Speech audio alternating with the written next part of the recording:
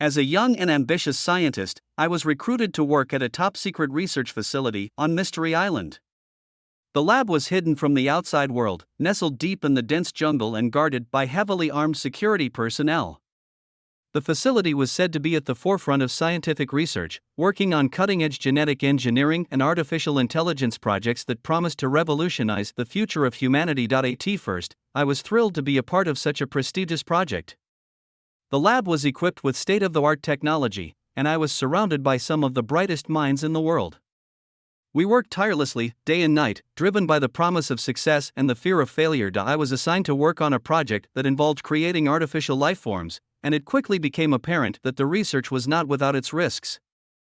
My colleagues whispered about strange phenomena, of experiments gone awry, of things that defied explanation.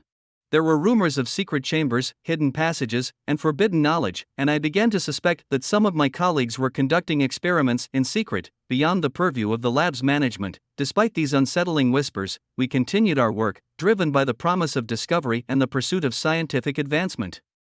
However, it wasn't long before things took a dark turn. It started one evening when I was working late in the lab. I was engrossed in decoding a series of genetic sequences when I heard a strange noise from the other side of the room. At first, I thought it was just the ventilation system, but then I heard a rustling, followed by a low growl. I froze, my heart racing with fear. There were no animals allowed in the lab, and yet the sound was unmistakably bestial. Slowly, I turned around, and what I saw before me will stay with me forever. Standing before me was a creature unlike anything I had ever seen. It was tall and lean, with mottled gray skin and long, razor-sharp claws. Its eyes glowed like molten gold, and its teeth were sharp as knives. I could smell the stench of death and decay emanating from its body, and I knew with a sickening certainty that this was one of the lab's experiments. I stumbled backward, my mind reeling. I could hear the creature snarling and growling, and I knew that it was preparing to attack. I had to get out of there, and fast. I turned and ran, my heart pounding in my chest.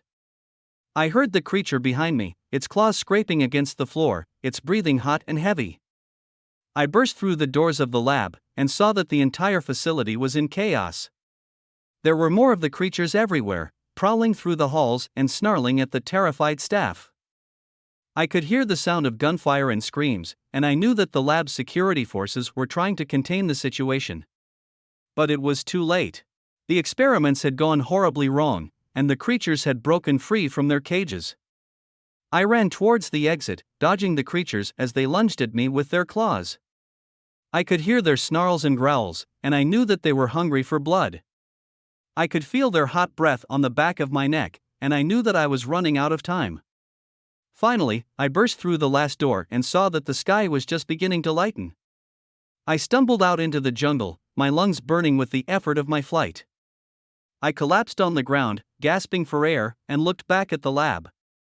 The facility was burning, the flames licking at the night sky. I could see the shadows of the creatures moving in.